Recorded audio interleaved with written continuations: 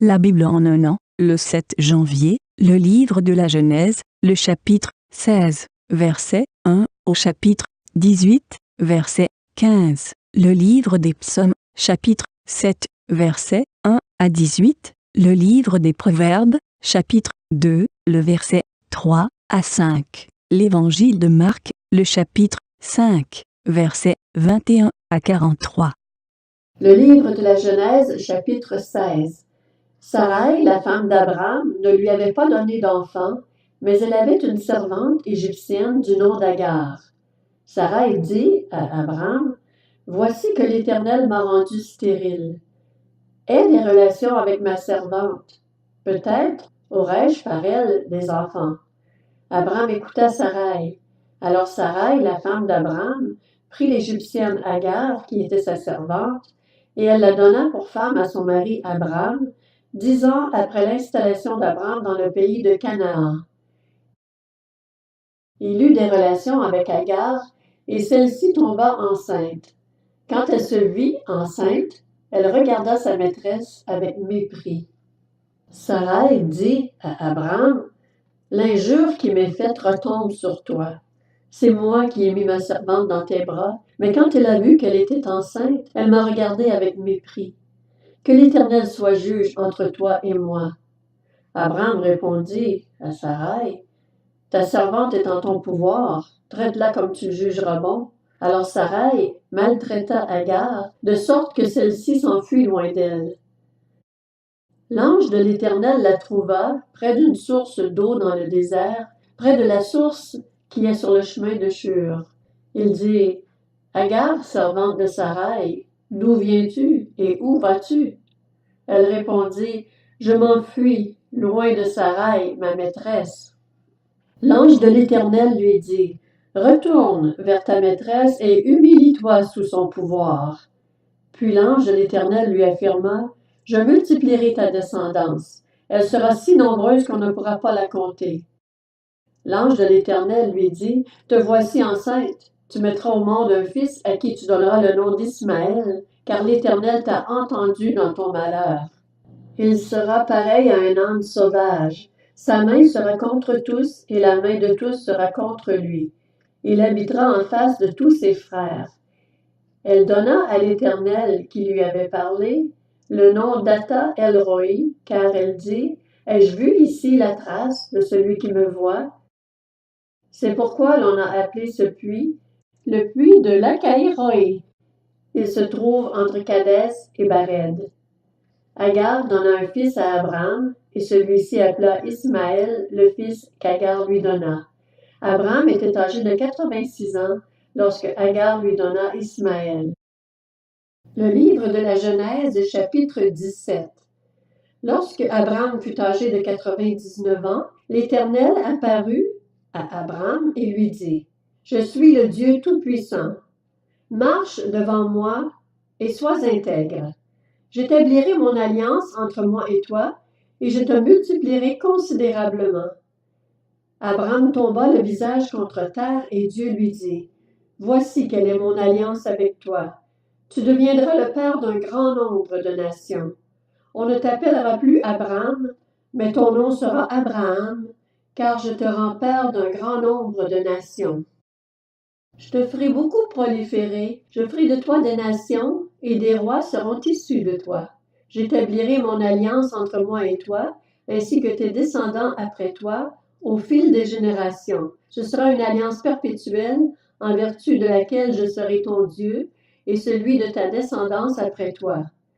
Je te donnerai à toi et à tes descendants après toi le pays où tu séjournes en étranger, tout le pays de Canaan. Il sera leur propriété pour toujours et je serai leur Dieu. » Dieu dit à Abraham, « Quant à toi, tu garderas mon alliance, toi et tes descendants après toi, au fil des générations.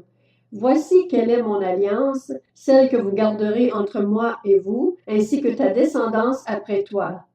Tout garçon parmi vous sera circoncis. Vous vous circoncirez, et ce sera un signe d'alliance entre moi et vous.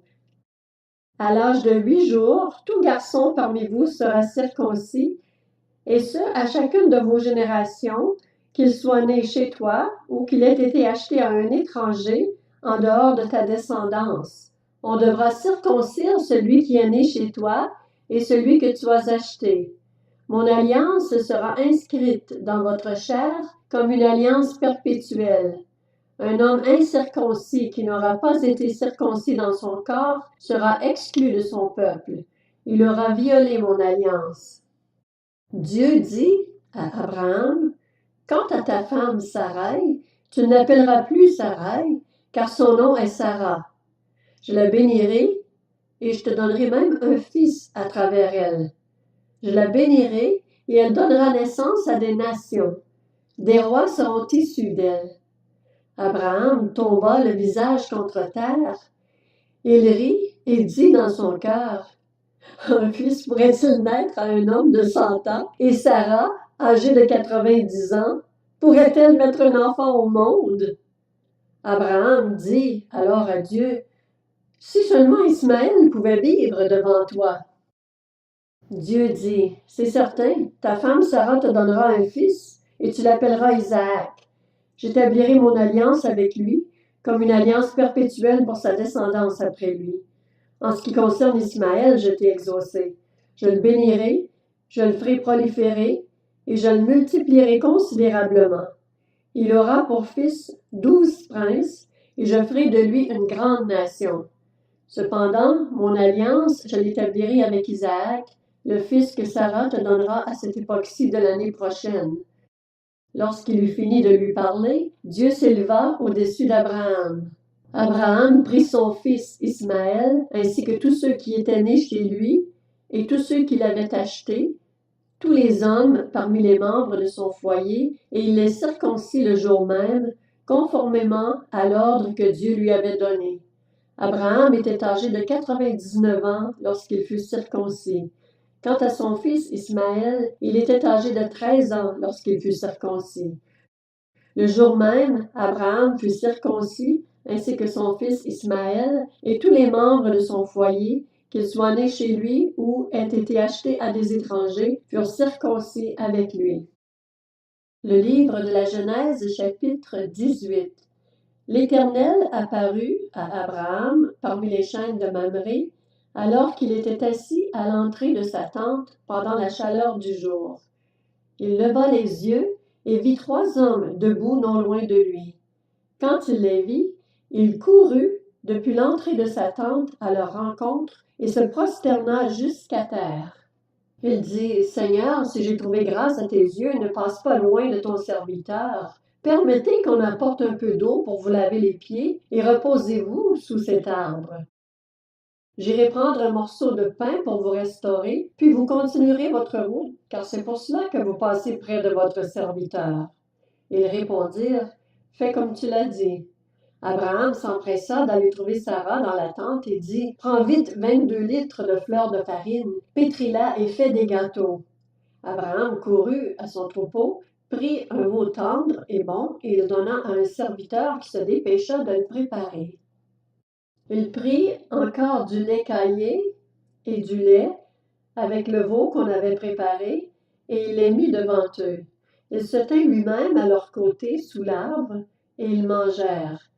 Puis ils lui dirent, « Où est ta femme Sarah? » Il répondit, « Elle est là dans la tente. » L'un d'eux dit, « Je reviendrai vers toi à la même époque et ta femme Sarah aura un fils. » Sarah écoutait à l'entrée de la tente derrière lui. Abraham et Sarah étaient vieux, d'un âge avancé, et Sarah ne pouvait plus espérer avoir des enfants. Elle rit en elle-même en se disant, « Maintenant que je suis usée, aurai-je encore des désirs? Mon Seigneur aussi est vieux. » L'Éternel dit à Abraham, « Pourquoi donc Sarah a-t-elle ri en se disant, « Est-ce que vraiment j'aurai un enfant, moi qui suis vieille? » Y a-t-il quoi que ce soit d'étonnant de la part de l'Éternel? Au moment fixé, je reviendrai vers toi à la même époque, et Sarah aura un fils. » Sarah mentit en disant, « Je n'ai pas ri, » car elle eut peur, mais il dit, « Au contraire, tu as ri. » Le livre des Psaumes, chapitre 7. Complainte de David chantée à l'Éternel au sujet de Cush le Benjaminite. Éternel, mon Dieu, je cherche refuge en toi. Sauve-moi de tous mes persécuteurs et délivre-moi. Sinon, ils vont me déchirer comme un lion. Ils vont me dévorer, sans personne pour me délivrer. Éternel, mon Dieu, si j'ai fait cela, si mes mains ont commis l'injustice, si j'ai rendu le mal à celui qui était en paix avec moi, si j'ai dépouillé celui qui s'opposait à moi sans raison, que l'ennemi me poursuive et m'atteigne, qu'il me terrasse et traîne ma gloire dans la poussière. Lève-toi, Éternel, dans ta colère. Dresse-toi contre la fureur de mes adversaires. Réveille-toi pour me secourir, toi qui établis le droit. Que l'assemblée des peuples vienne t'entourer. Reviens dominer sur elle dans les hauteurs. L'Éternel exerce son jugement sur les peuples. Juge-moi, Éternel, conformément à ma justice et à mon intégrité. Mets un terme aux méfaits des méchants et affermis le juste. Toi qui examines les cœurs et les reins, Dieu juste. Mon bouclier est auprès de Dieu. Il sauve ceux dont le cœur est droit. Dieu est un juste juge, un Dieu qui fait chaque jour sentir sa colère. Si le méchant ne revient pas à lui, il aiguise son épée, il bande son arc et il vise. Il dirige sur lui des traits meurtriers, il rend ses flèches brûlantes. Le méchant prépare le mal, il conçoit la misère et il accouche de la fausseté. Il ouvre une fosse, il la creuse, mais il tombe dans le trou qu'il a fait. Sa misère retombe sur sa tête, et sa violence descend sur son front. Je louerai l'Éternel à cause de sa justice, je chanterai le nom de l'Éternel, le Très-Haut. Le livre des Proverbes, chapitre 2. Oui, si tu appelles la sagesse, et si tu élèves ta voix vers l'intelligence, si tu la cherches comme l'argent, si tu la poursuis comme un trésor, alors tu comprendras ce qu'est la crainte de l'Éternel, et tu trouveras la connaissance de Dieu. Évangile de Marc, chapitre 5.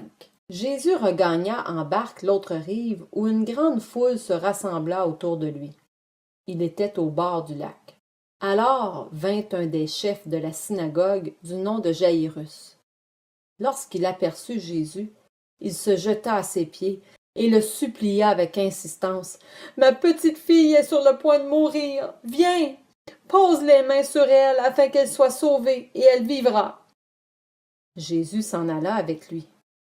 Une grande foule le suivait et le pressait de tous côtés. Or, il y avait une femme atteinte d'hémorragie depuis 12 ans. Elle avait beaucoup souffert entre les mains de nombreux médecins. Elle avait dépensé tout ce qu'elle possédait, mais cela n'avait servi à rien. Au contraire, son état avait plutôt empiré. Elle entendit parler de Jésus, vint dans la foule par derrière et toucha son vêtement, car elle se disait « Même si je ne touche que ses vêtements, je serai guérie. » À l'instant même, son hémorragie s'arrêta, et elle sentit dans son corps qu'elle était guérie de son mal. Jésus se rendit aussitôt compte qu'une force était sortie de lui.